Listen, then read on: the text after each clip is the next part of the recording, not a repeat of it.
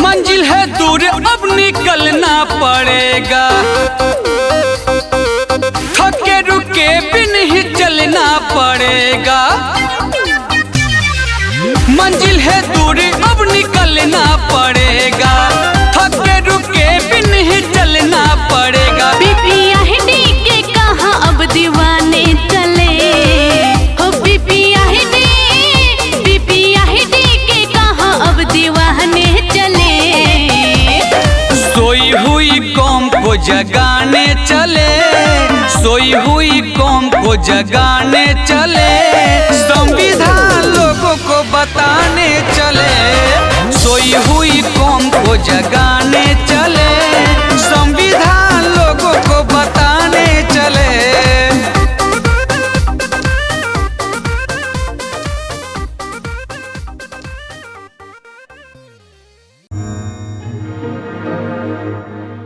आज रैलियों का समापन हम कर रहे हैं, जो पूरे देश में हमने छत्रपति शाहू जी महाराज के जन्म दिवस 26 जून से अलग अलग राज्यों में हमने रैलियां करी, कुछ ज़िलों में रैलियां करी, और उसका आज जो दिन है वो 26 जुलाई। ये 26 जुलाई जो दिवस है वो इस देश के पिछड़े वर्ग, जिसमें तब पिछड़े ही साहू जी महाराज ने बोला था, उसमें शेड्यूल कास्ट और ऐसे कुछ नहीं था, तो तब साहू जी महाराज ने हम सबको पिछड़े ही कहा था। तो उनको आज के दिन उनका कुछ मूल्य है इस भारत के धरती पे, वो बताया गया। तो कैसे बताया गया?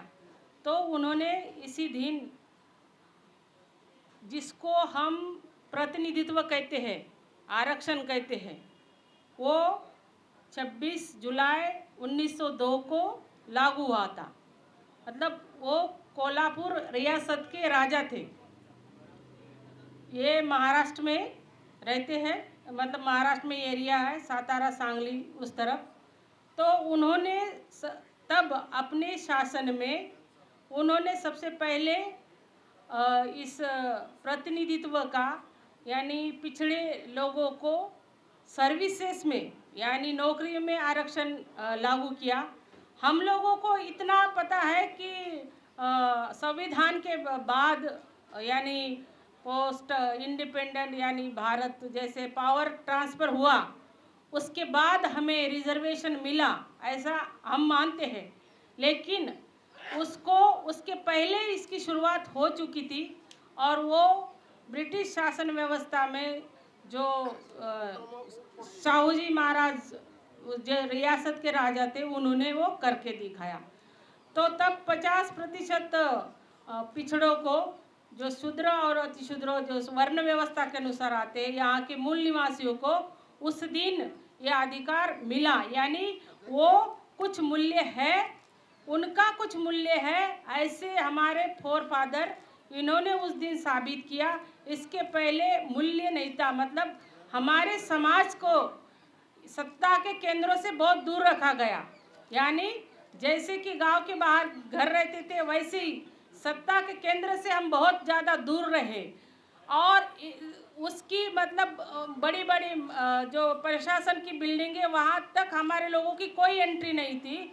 साहू जी महाराज ने 1902 में एक आदेश लागू करके प्रतिनिधित्व को, जिसको आरक्षण कहते हैं, उसको लागू कर दिया गया।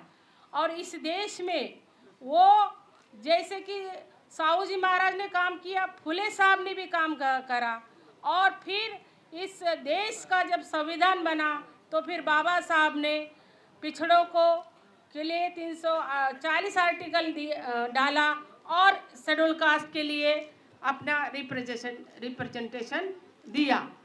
तो ये हमारे समाज को पता होना चाहिए कि जो हमारे फोर फादर है वो कभी आपस में लड़े नहीं। ओबीसी के थे साहू जी महाराज महाराष्ट्र में, उन्होंने सबके लिए किया। लेकिन आज हम खाली कि ये ओबीसी है, ये है, ये वो है, हम लोग अभी तक समझ नहीं रहे, और हमारा जुड़ाव इसलिए नहीं हो पा रहा कि अभी भी हम जाति के चरित्र में रहना चाहते हैं, लेकिन फुले साहब ने भी इसके ऊपर कार्य करा, साहू जी महाराज ने भी करा।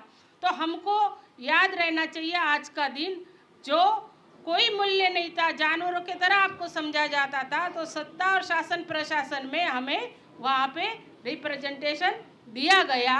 और तब ब्राह्मणों ने बहुत ज़्यादा हो हल्ला मचाया। बहुत समय नहीं है, पूरी कहानी है, एक घोड़े की कहानी है, तो वो मैं मतलब समय नहीं इसलिए नहीं बताऊंगी। तो वो जो पहले ही ब्राह्मण सत्ता में रहे, तो सारे मंत्रिमंडल में जब ये सर्वे किया गया तो सभी में 98% प्रशासन में ब्राह्मण थे।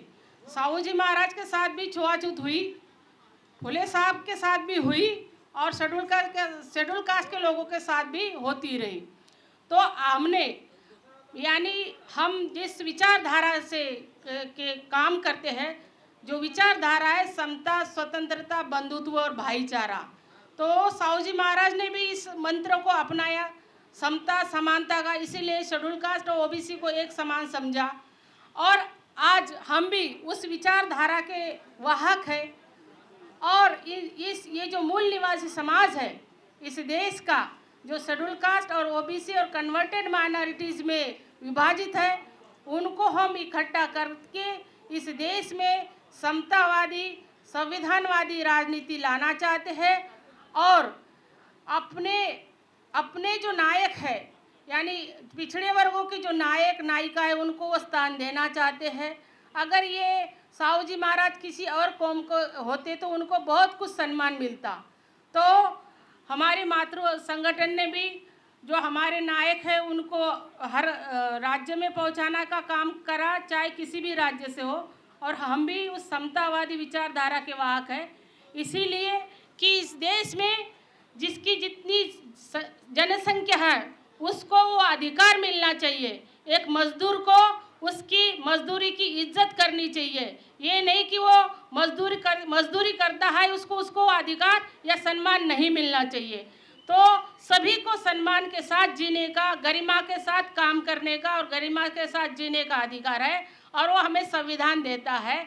लेकिन कुछ ब्राह्मणवादी ताकतें इस तरह से कार्य कर रही है कि हमारे लोगों से जो रिजर्वेशन हमें मिला था, जो रिप्रेजेंटेशन मिला था, निजीकरण के माध्यम से उसको छीना गया और अब आउटसोर्सिंग आया है, इसीलिए बेरोजगारी इस देश में बढ़ गई है।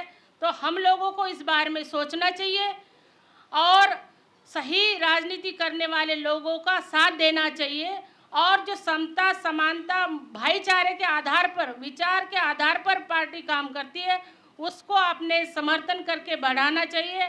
हमारी पार्टी इस देश में संविधान को पूरी तरह लागू करना चाहती है, और जो अधिकार हमारे समाज को नहीं मिले वो हम अपने समाज को देना चाहते हैं।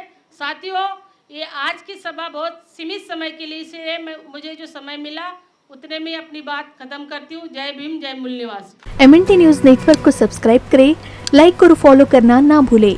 साथ ही बेल आइकॉन दबाकर जन जागृति की मुहिम में जुड़े रहें।